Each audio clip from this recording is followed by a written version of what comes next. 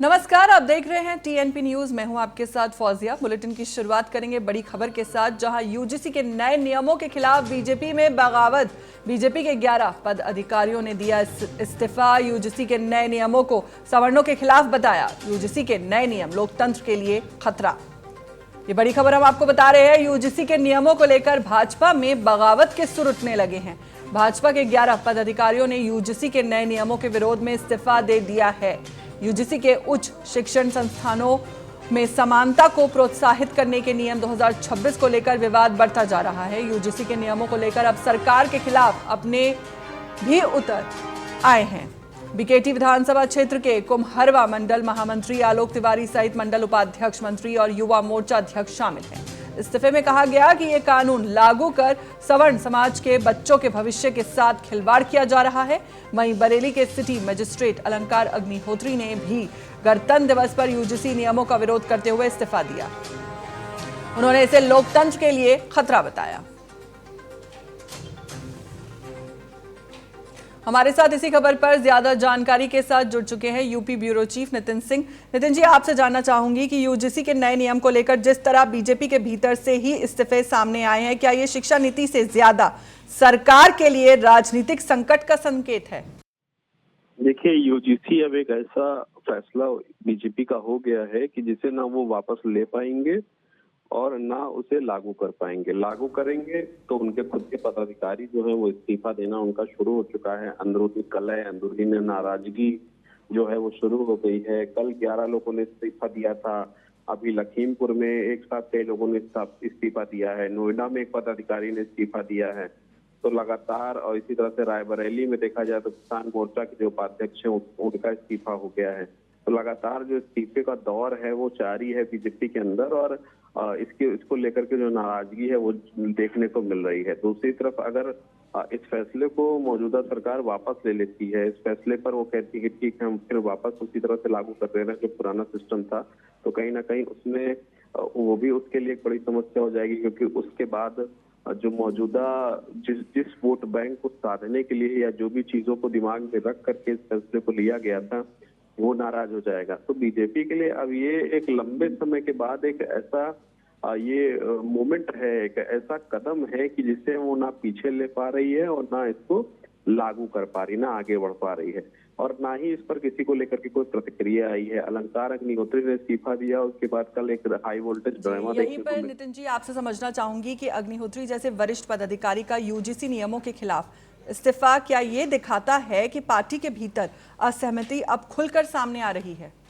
देखिए, अलंकार अग्निहोत्री ने इस्तीफा दिया। उसने यूजीसी को लेकर के साफ तौर पर बोला है कि यूजीसी जैसा काला कानून जो है वो सरकार को वापस लेना चाहिए, एक काला कानून है। और उसके बाद एक हाई वोल्टेज ड्रामा भी देखने को मिला।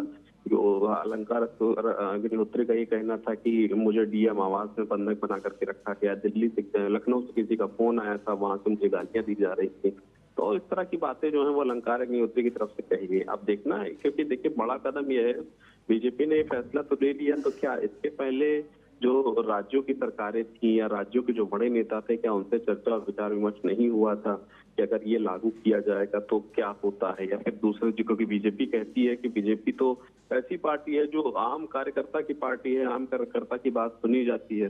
तो जब आम कार्यकर्ता से आपने विचार मंथन नहीं किया, उसके बाद ये फैसला ले लिया, तो ये अब आपके लिए गले की फांस क्या है, जो ना निगलते बन रहा है ना उगलते बन रहा है। तो यहाँ पर ये सवाल है कि क्या बीजेपी ने अपने कार्यकर्ताओं से एक बार भी पूछा नहीं था, एक बार भी चर्चा करने की समझी नहीं थी, सिर्फ आंख बंद करके ये फैसला ले लिया गया। और फैसला अगर ले लिया गया तो अब उस फैसले को ये वापस लेंगे या उस पर अमल करेंगे, ये अब उनके लिए एक बड़ी समस्या हो गई है। लगातार इस्तीफों का दौर जो है वो कल शाम से ही शुरू हो रहा है। पहले अलंकार अग्निहोत्री ने इस्तीफा दिया, उसके बाद वो तो अधिकारी थे, लेकिन उसके बाद बीजेपी के कई सारे कार्यकर्ताओं ने जगह जगह से इस्तीफा देना शुरू कर दिया है। और ये उत्तर प्रदेश में सबसे ज्यादा प्रभावी है। उत्तर प्रदेश में सबसे ज्यादा जो बीजेपी के कार्यकर्ता है वो नाराज है। अच्छा, दूसरी चीज नितिन जी, आपसे ये भी समझना चाहूंगी कि जब नियमों को सवर्ण विरोधी और लोकतंत्र के लिए खतरा बताया जा रहा है, तो क्या ये मामला अब सिर्फ शिक्षा तक सीमित नहीं रहा?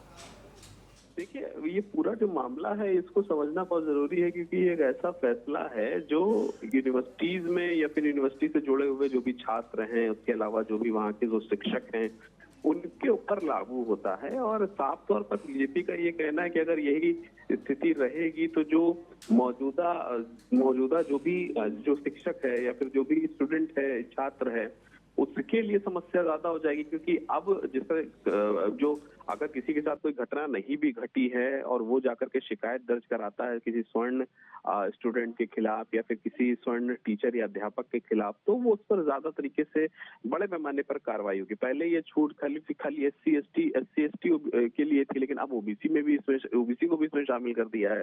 तीनों को एक बराबर का हक दे दिया है।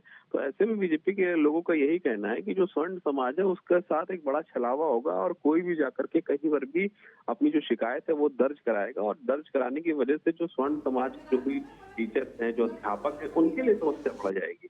तो ये एक बड़ा फीडबैक इसको बीजेपी को लेना चाहिए था, पहले अपने कार्यकर्ताओं से पूछना जरूर चाहिए था, समझना जरूर चाहिए था। क्योंकि भारतीय जनता पार्टी स्वर्ण समाज की पार्टी कही जाती है। भारतीय जनता पार्टी का जो कोर वोटर है वो जनरल कैटेगरी का वोटर है। और अगर जनरल कैटेगरी के वोटर के खिलाफ ही अगर इस तरह का फैसला आएगा तो जाहिर सी बात है नाराजगी तो झेलनी पड़ेगी। अब वही नाराजगी जो है वो इस्तीफों के दौर में बदल गई है। और बीजेपी की तरफ से ना तो कुछ बैकफुट पे जाकर के कुछ किया जा रहा है, ना फ्रंट फुट पे वो खेल पा रहे हैं। तो अब उनके लिए समस्या है कि वो करे क्या। जी बिल्कुल नितिन जी, चलिए ठीक है, बहुत बहुत शुक्रिया आपका हमारे साथ जुड़ने के लिए और जानकारी साझा करने के लिए।